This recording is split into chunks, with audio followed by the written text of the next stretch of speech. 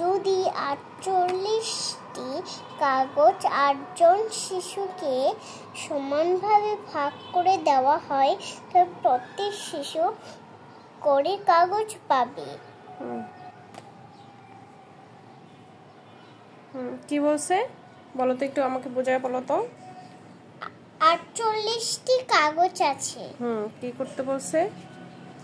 ৮জন শিশুকে সমানভাবে ভাগ করে দিতে বলছে। তো দাও, ৮জন শিশুকে সমানভাবে ভাগ করে দিলে দেখো।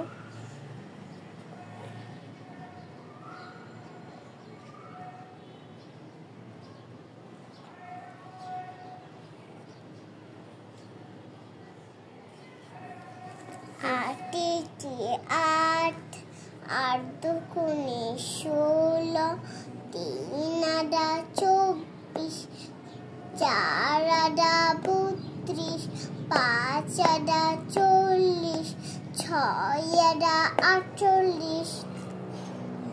একজনে ৬টা করে পাবে।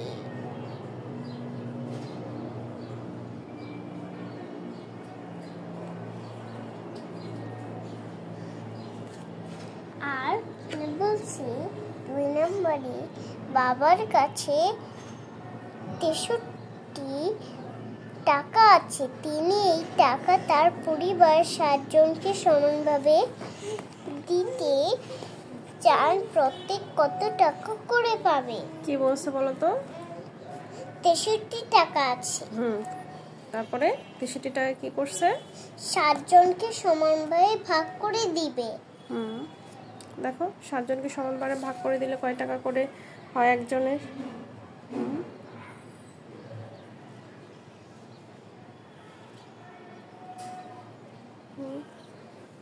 ৭ কি ৭, ৭ দুগুণে ১৪, ৩ সাতা ২১, ৪ সাতা ২৮, ৫ সাতা ৩৫, ৬ সাতা ৪২, ৭ সাতা ৪৯, ৭ আডা ৫৬, ৭ নং ৬৩।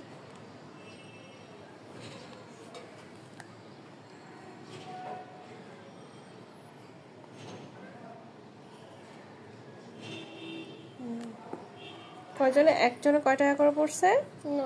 ৯ টাকা। এটা তুমি কোন বই থেকে অঙ্কটা করছো দেখাও তো। এই বই থেকে।